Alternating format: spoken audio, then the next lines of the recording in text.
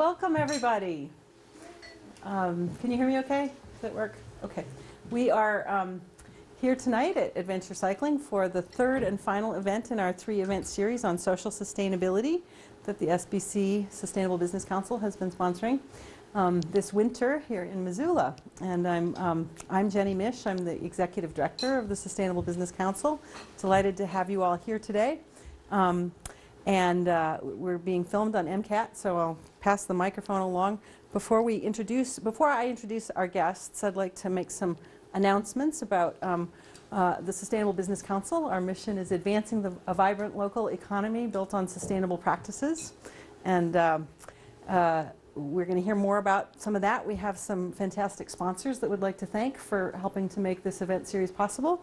Balance Tech and Axiom are prime among them, and we also have Your Energy Fix and Kent Watson and Associates, Patrick McCormick, Good Food Store, Missoula Independent, Mountain Line, Family Dental Group, MissoulaEvents.net, the Missoulian, and the Trail. So we've got supporters out there in the community that are glad that you're here and that we are getting the word out. Our next major event is coming up March 17th and 18th. We partner every year with the School of Business at the University of Montana to bring in a national sustainability expert. And this year our guest is going to be Mark Buckley from Staples. He's their Vice President of Environmental Affairs, and he's got a really big picture of the supply chain issues in terms of closing the loop and making a circular economy and using waste as a resource. So that should be a really interesting lecture at the business school, followed by a reception also at the business school. He'll also be visiting with an MBA class and meeting with students and faculty on campus.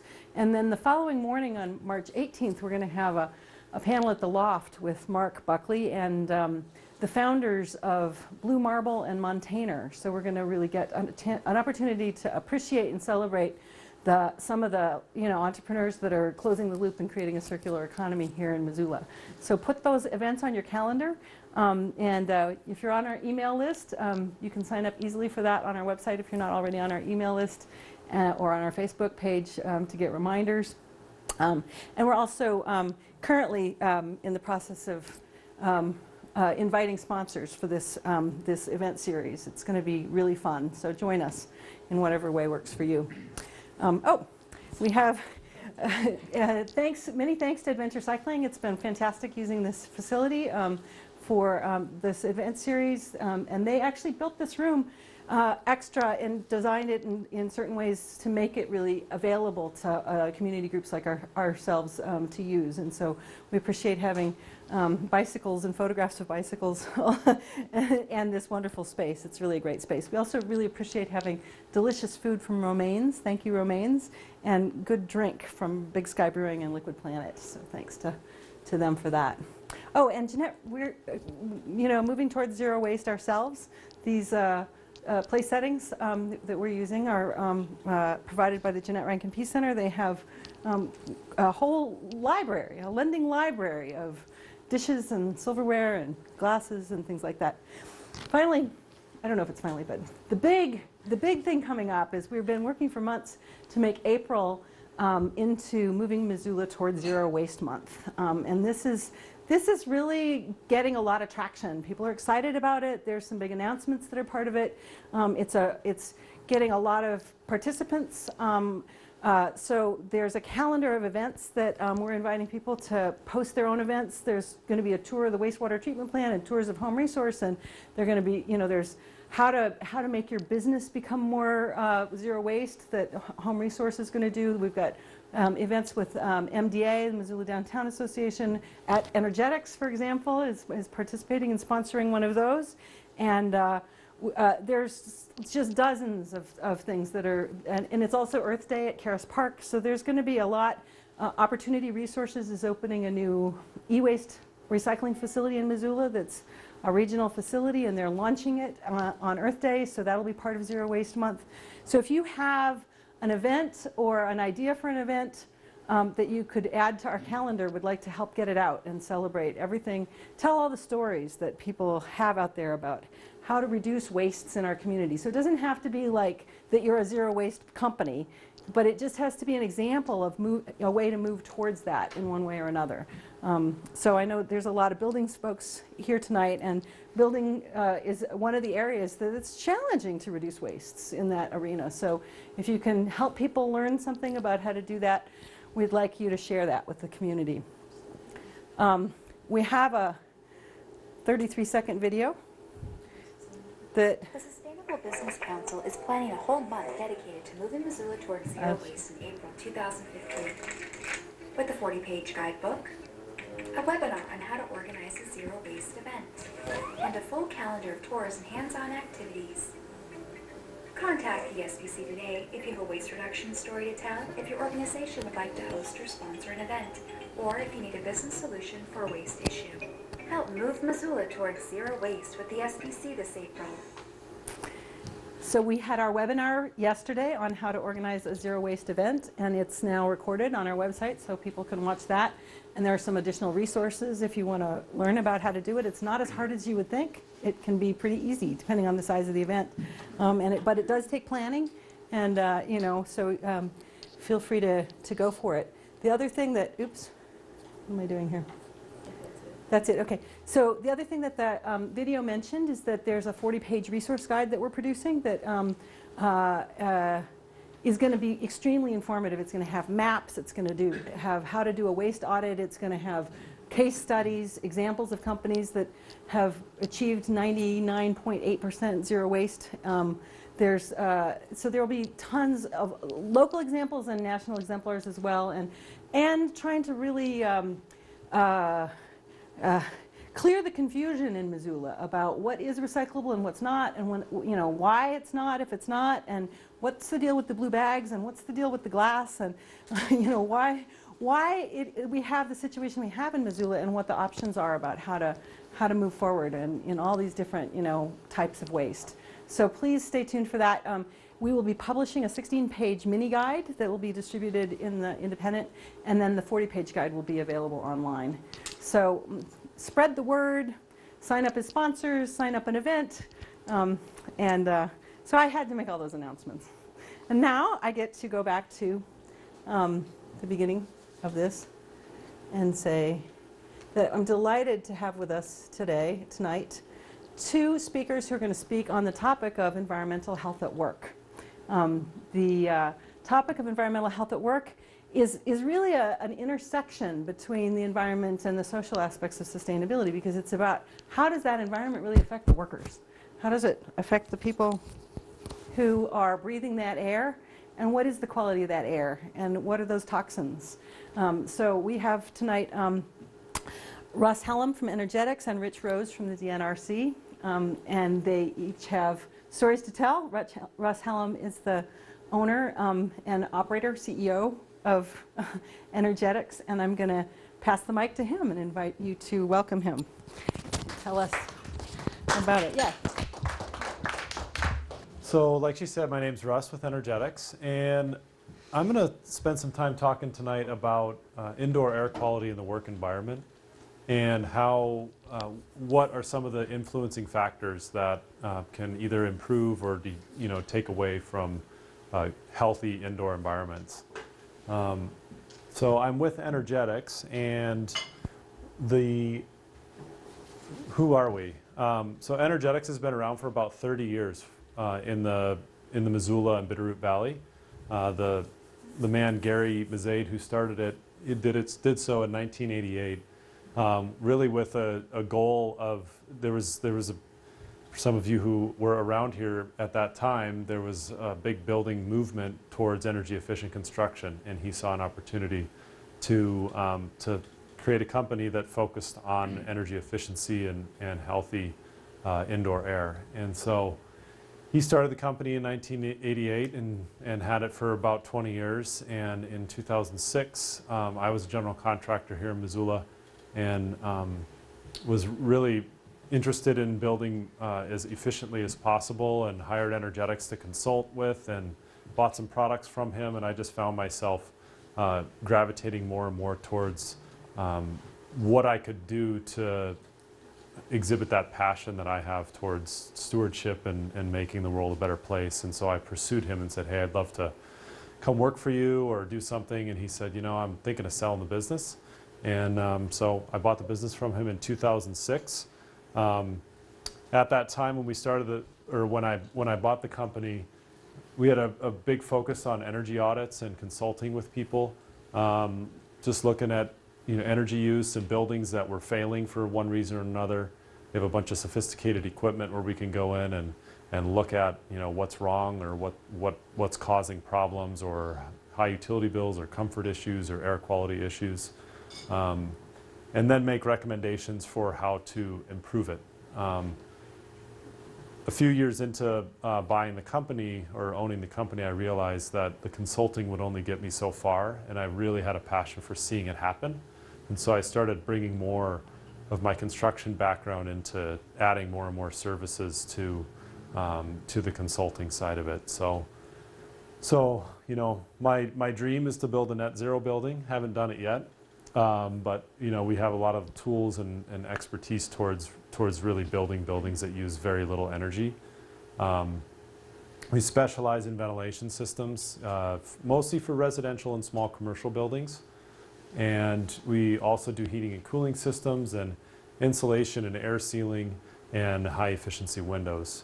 Our focus is really a holistic approach to how buildings work. A building is like a human body, and all the different parts work together. And if we change one thing, it can have an effect on another thing. I'll talk more about that as we get into one of the case studies I'm going to talk about today. So, sustainable workplace, from the standpoint of air quality. How is the air at my workplace? How good is it? What is it like? Oftentimes what I've found is that people aren't really aware of why the air is the way it is. Maybe it's stuffy, maybe there's a weird smell, maybe there's off-gassing, smells from the materials that are in the building. Is there a ventilation system that's providing adequate fresh air? Most people are not aware of that.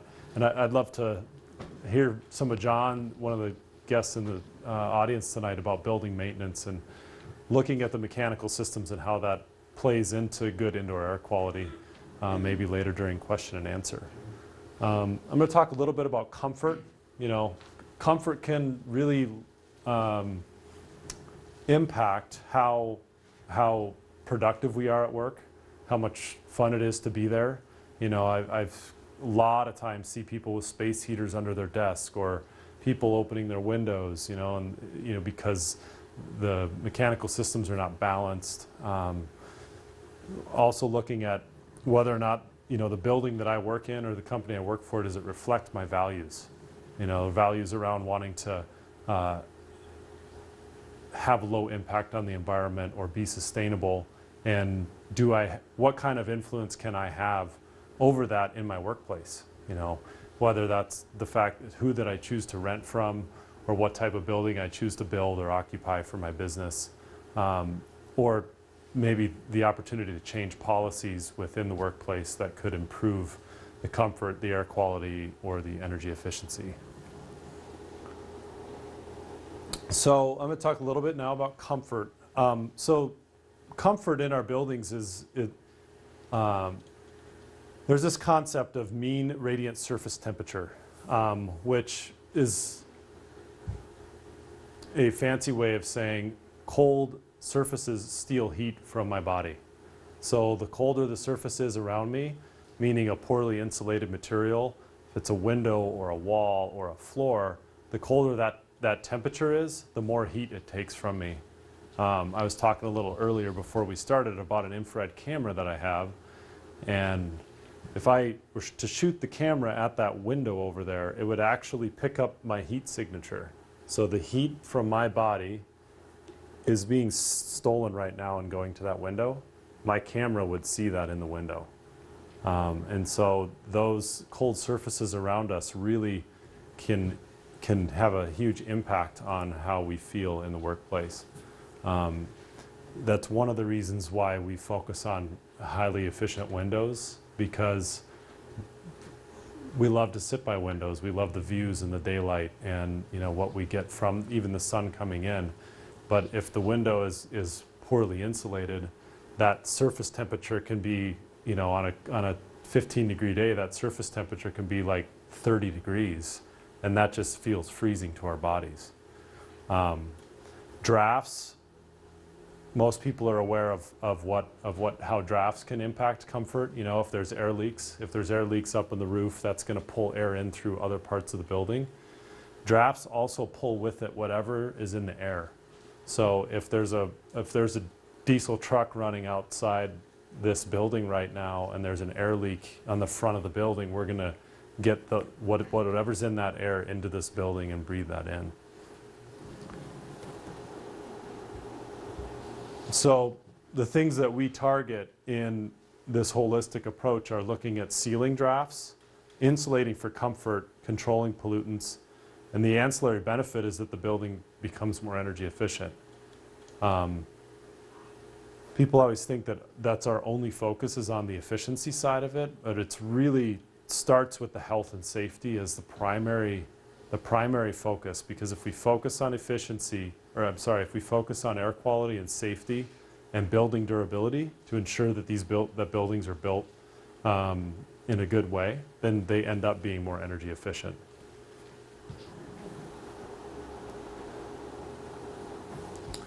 So I just talked about this example of having a vehicle out close to a building.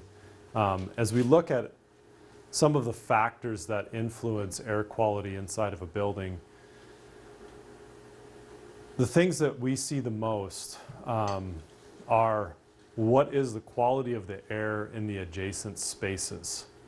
So whether or not that's outside or if it's in a commercial, a large building that has different uses. So a case study that I didn't put in here that just came to my mind is down on on 39th Street, near the Albertsons, there's a nail salon next to a restaurant, and their spaces are butted up to each other, and the restaurant has an exhaust hood that pulls air out, and the nail salon does not have adequate exhaust. And so what happens when the exhaust hood comes on, it's not balanced. It doesn't have a balanced amount of air coming in, so it creates a vacuum or a slight negative pressure. So like if there's an exhaust fan in here pulling out and it doesn't have the same amount of air coming in through a dedicated mechanical system, it's going to pull it from wherever it can, the path of least resistance. Well, that path of least resistance happens to be the wall that separates the nail salon from the restaurant. And so people are literally sitting in line ordering their food like this because the nail smell is so strong. So being aware of what's around, what spaces surround you, and what's happening in those spaces versus what's happening in your space. If we can control the air, if we seal it up, if we isolate the space between different tenants, and then we introduce an equal amount of fresh air and pull out the equal amount of stale air out in a balanced mechanical system, now we're filtering the air, we're controlling where it's coming from and where it's going to, and ideally we can recapture some of the heat from that air that goes out. It's called a heat recovery ventilation system. So I'm going to talk a little bit about a case study. Actually, this one is also down in the same part of town. So it's a building that has about 10 tenants. I believe it's about 20,000 square feet. We were called because one of the employees was having a health issue that they were, every time they would come to work, they would get sick. They would get sick and they couldn't stay. It was a professional services firm and a very highly valued employee, and they couldn't figure out what was going on. And they had an industrial hygienist come in. he looked around, he couldn't figure it out, and he's the one that called us. And so we inspected the building and found some pretty major sources of pollution. There's some dentists in the building. There's some large crawl spaces and attic spaces, and a lot of air freely flowing between all the different tenant spaces. And so one of the things that we found was that a lot of the dental air and from the dental equipment and just in the dentists themselves, and then the crawl spaces was just leaking up through this big, basically stacked chimney effect, you know, right up through all the different spaces in the building.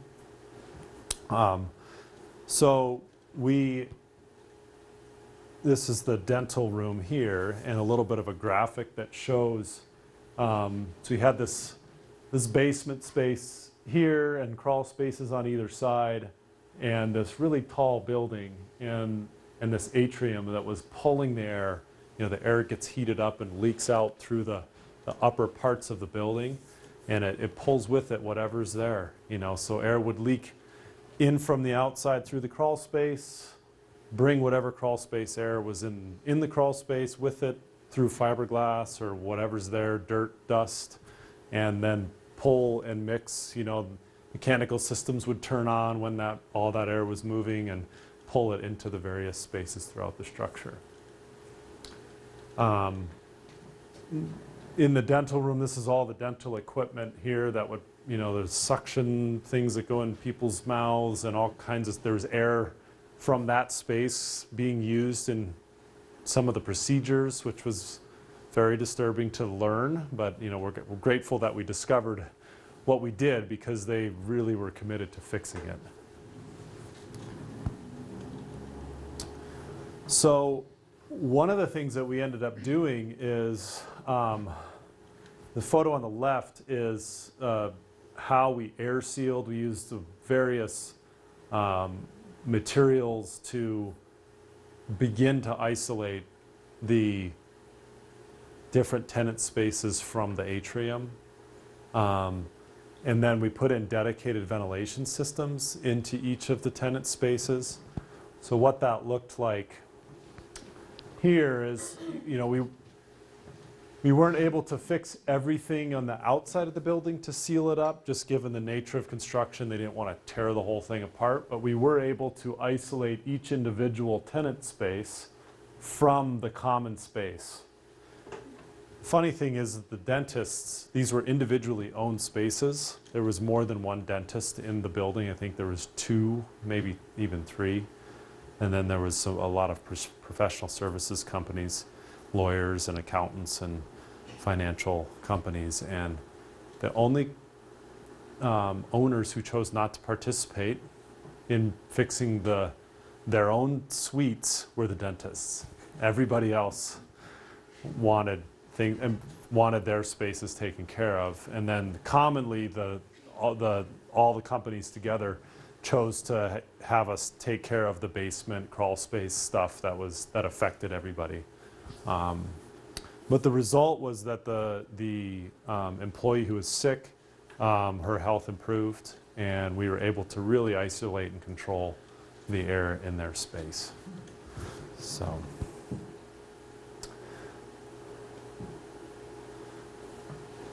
I didn't talk too much about efficiency and productivity. We were talking about this casually a little bit ahead of time, but you know, my experience with having our office being in an inefficient and not very comfortable, not great air quality building for the last 7 or 8 years, and then a year ago we moved into a building that we retrofitted, a 100-year-old brick building that we did an improvement on and made it more efficient and made it more comfortable and way healthier. I know, I don't have anecdotal evidence that says, okay, I'm this much more productive, but I certainly can see it in my staff and feel it in myself that being in that type of space that's comfortable and healthy definitely leads to more productivity. And for me, the most important outcome, the health aspect of it, and that my values are reflected in the workplace that I live, or that, you know, that I spend so much of my time. And that feels like the most important thing for me. So that's all I have for tonight. And I don't know, do we do questions now or later? Okay. Let's do questions Okay. after our next speaker. After. So if you'll give Okay, me the great. microphone. Thank you, Russ. I'm really glad that you spoke about the issue of efficiency and productivity. You know, as an academic in business sustainability, thank you. I'm aware that there's a lot of data, actually, of studies showing that that air quality issues in particular have a huge impact on employee productivity, because if people's bodies are struggling to get the air they need, for example, then it can really affect how happy they are and how productive they are, and that affects the bottom line. So it's my pleasure now to introduce our next guest, Rich Rose, who is the foreman at the welding shop at the DNRC shop on Spurgeon Road. Correct. And he's going to tell us a great case study that kind of highlights a lot of the things that Russ just talked about. So if you can clip that to someplace on you, I'll pull up your slides. Thanks, Jenny. And thanks to the SBC for having me on board tonight. In a moment of full disclosure, I didn't know who you folks were before tonight. And when I got the call to do this presentation tonight, or at least address you, I quizzed Jenny pretty pointedly about what this is about, how can I tailor my presentation to your mission. While I can go off on a tangent, and I just might, you never know, I will try and be applicable. But when Jenny mentioned the triple bottom line that she references about people, planet, and profit, and she uses social, economic, and environmental, people, places, and planet resonates with me. But we had a wonderful opportunity to seize the day, if you will, with new construction that was going on board at this facility. Now let me back up a half a step. The welding shop is actually yours, okay? We are state government, Department of Natural Resources, and the taxpayers finance this operation for the benefit of the state and its firefighting capabilities. That's what it's all predicated on, fire. Okay, we're part of the Fire and Aviation Management Bureau, Division of Forestry. All right, what we do here is we produce fire equipment in the rolling fashion. Let me see if I got that right. There's a lot of resources that are thrown at fire. Aviation is one of the high-profile resources that you see out there, but there's rolling stock on the ground and boots and Pilatskis and all that stuff. We're tasked with producing on the statewide level rolling stock to prevent or mitigate fire action during the summer times. Well, any time for that matter, but certainly this winter notwithstanding, but anytime, summertime being the bulk of our fire season in Montana. This is a picture of a fire out in eastern Montana in Musselshell County called Delphia, and the Delphia fire, if I'm not mistaken, was 2012. This was a running and gunning fire that was beyond capabilities, and it actually escaped. Let me back up a half a step with that. DNRC's mission statement is to keep 95% of their fires to 10 acres or less. And to the people's credit who are actually out there doing that job, they're meeting that mission statement. They're meeting their goal. And part of that is by using the equipment that we produce for them on the statewide level. Now there's a number of different aspects to our program, and I'm just giving you some of this background to what we do before we actually get into the moment why I'm actually here. But we take equipment that's previously used, military in this particular case, and there's a number of programs that we work in, and we rebuild it, we resurrect it, we restore it. And part of that is fabrication. Certainly we have to build a lot of these components. We make them on site, okay? And because of that, years and years ago, we used to do our fabrication aspect of this fire equipment production in what we currently use as the break room. It's about half the size of the room we're in here tonight. And we did everything from flatbeds to tanks to, I mean, it was just amazing what we did in the break room. Okay, then we moved to another area of the shop that was about twice that size, maybe the size of this room.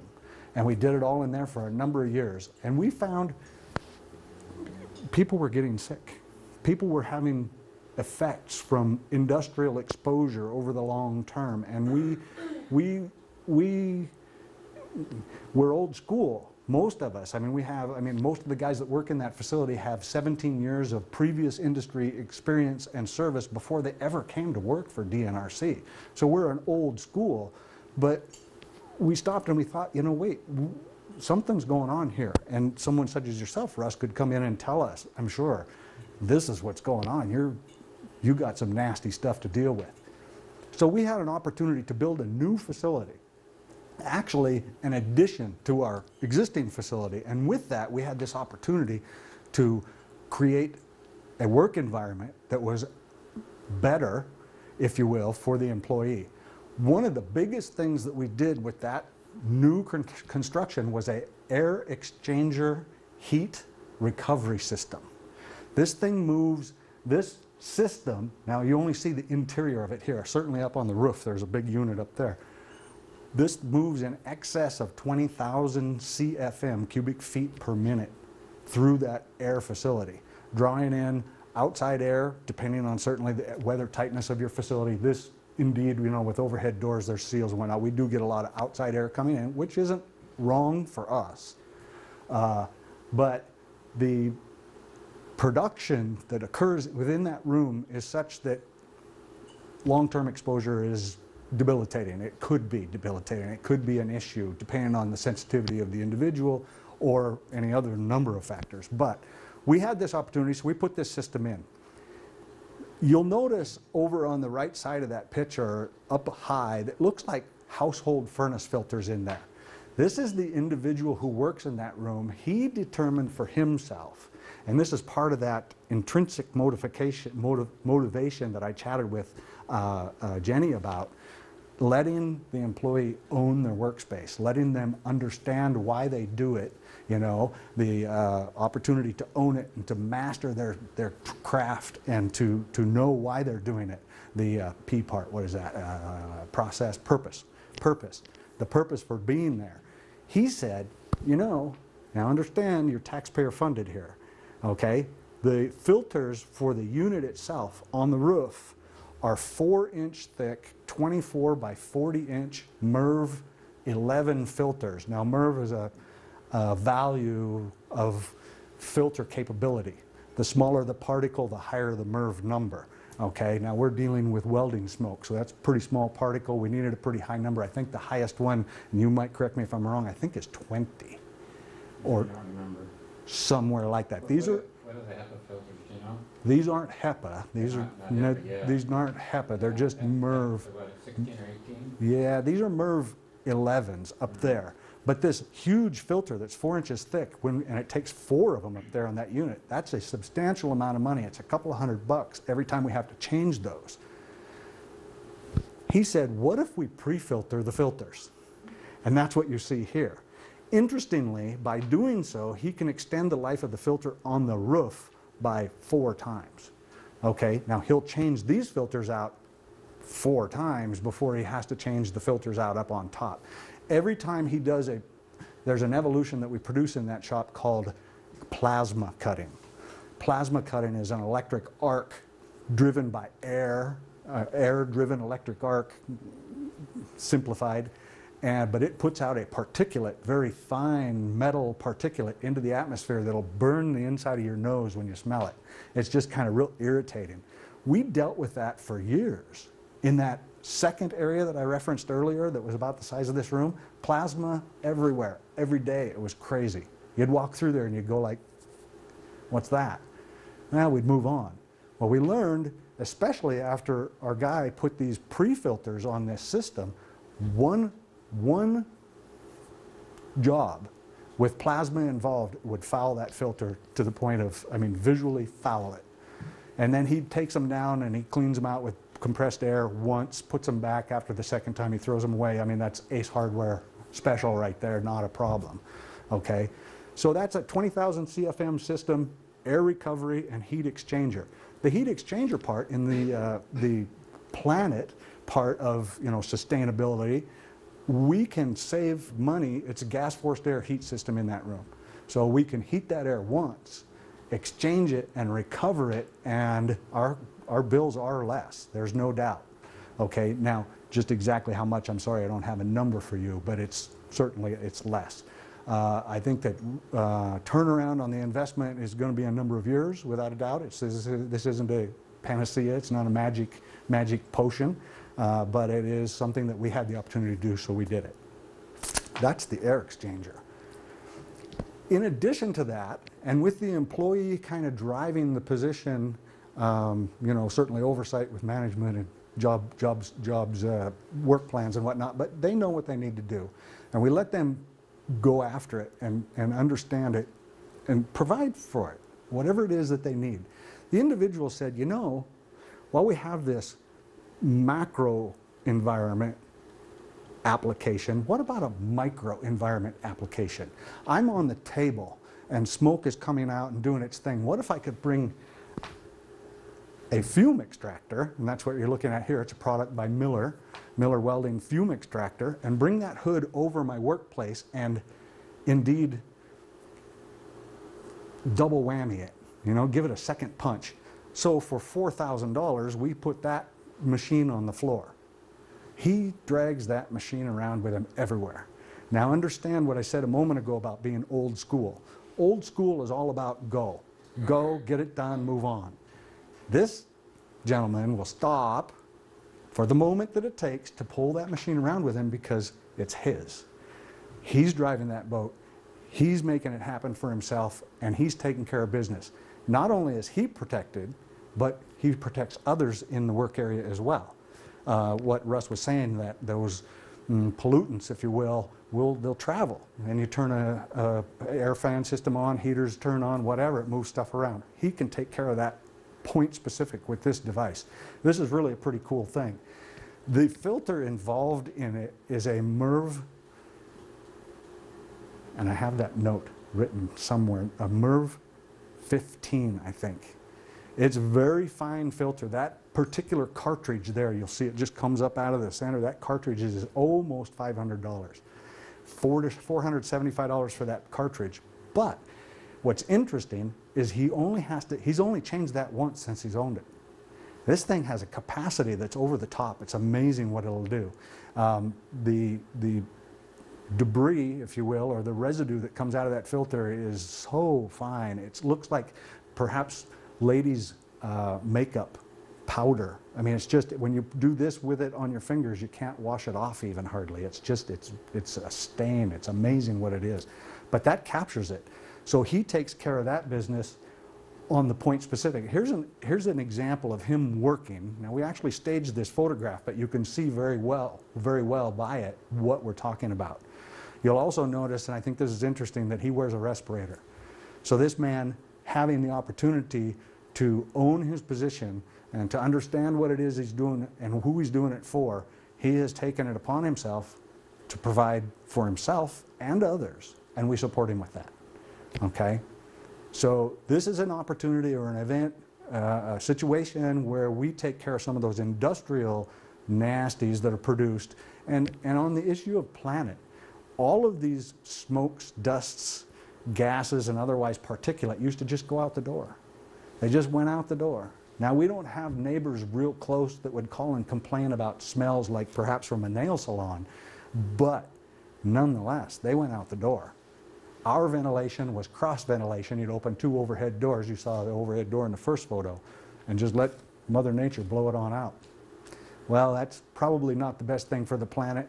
You know, I mean, these byproducts of welding. I'm not a chemist, so I hesitate to ask or even understand what's in there, but I'm sure they're not completely healthy. Indeed, with him learning what he did through his processes, he convinced some of the other employees in the facility that they needed one too.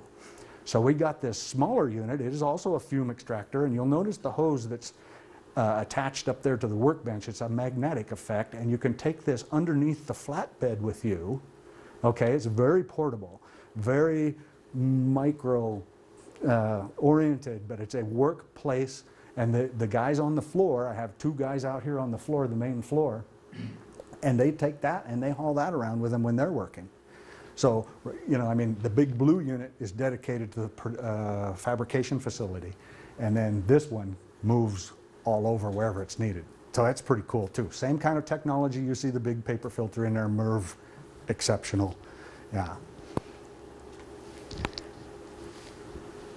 And that's really all I have. This is why we do it though. This is a sustainable planet. This planet is remarkable. She will heal herself. But we, with the support of you, are out there trying to make it as minimal as possible, at least the damage from natural disaster. And I have a whole presentation on natural disaster, but we won't go into that because it's not applicable to sustainable business. But that's where we're at.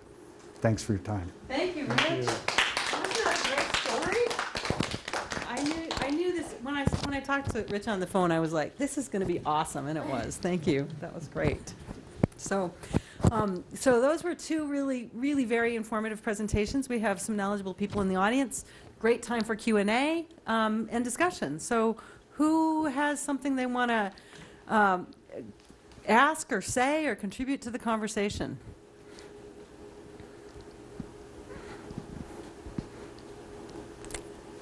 I guess for us, we don't necessarily deal with industrial hazards in our workplace, but can either of you speak to air quality standards for just a facility that houses about 1,000 people? What kind of byproducts or concerns there are with that? You know, it really depends on the use. So are you talking about your facility, the types of use there, which is primarily people working at workstations? Yes. You know, and that's a pretty new building, correct? Yeah. You know, with some of the current building and mechanical codes, there's mandatory ventilation rates required for buildings that are built today. So the level of filtration and introduction of fresh air is going to be a certain amount per person in the space, designed to allow for that adequate filtered fresh air, you know, during occupied hours. The biggest challenge with it is to try to figure out how to provide that fresh air without paying so much for it. Heat recovery systems are a huge way to do that, as well as there's what's called economizers, which actually modulate the amount of outdoor air that is allowed to just directly enter in filtered. So like on a center that has high occupancy, you're dealing with trying to keep it cool more than you're trying to heat it in a lot of ways, because of the heat that's given off from all the lights and the computers and the people. So you can just bring outside air directly in. So understanding what the quality of the air outside is, and how that's going to lead to fresh air inside the building is a challenge. So I don't know if that answers your question, but is that okay? Thanks. Great. Who else has something to? Okay. You know, in our case with the industrial application, our system was engineered for us. We didn't freelance this by any means. It's the entire process of governmental building and what it is. And it was engineered for us by a nice man that I think talked to you and introduced us together, or the reason for me being here tonight. But the 20,000 CFM number that I used, that's approximate. I don't have that data exactly. If you were interested, we could get it. But that is a huge amount of air, and certainly probably not residential appropriate, but for the industrial atmosphere in that large of a room, yeah, it is appropriate. We also have in our facility there a ventilation system that will positively pressure the entire building. So if there's nasty within the building that's unable or beyond the capabilities of the air exchanger, we can pressurize the building. But the problem with that, where the planet is concerned, now we're just pushing it outdoors. We can clear the employees' work area pretty well. You mentioned diesel smoke. Yeah, we do that. You saw a picture of 2 that we work on. We fire that up in the building. It's nasty. So we'll positively pressure it within a matter of moments. The air is clear there, but of course it just went outdoors. So, but that's another way that we skin that cat too. Another angle on this question that I'll bring into the conversation is that I know that I've known a number of people in my life who are chemically sensitive, who are particularly, reactive to fragrances or pollutants in the environment, and who really, some of us are more resilient and some of us are less resilient. And the people who are less resilient, like the story you told, are people who need the environment to be really clean of toxins. And here in Missoula is the national headquarters of an organization called WEAVE, Women's Voices for the Earth, that has helped to create with the Environmental Working Group a database of cosmetics and body care products, and really an enormous, there's like 30,000 items or something on this database showing what their ingredients are and rating them in terms of the toxicity to the human system. And so if you're in an environment with 1,000 people, some percentage of them, maybe a quarter of them or half of them, are going to be using body care products that have strong scents, and that can really affect productivity even when people aren't aware that they're sensitive. They just might not feel so good today and not know why, and not think that that might be a factor. So you might try exploring working with your employees around, what products are being used and if that's a factor for some people. So it's another angle on it. So great. Any other questions, comments? We don't have to continue the conversation if there aren't more comments and questions, but I think it's been a really fascinating presentation, and there's opportunity here. I know we've got expertise in the room. So,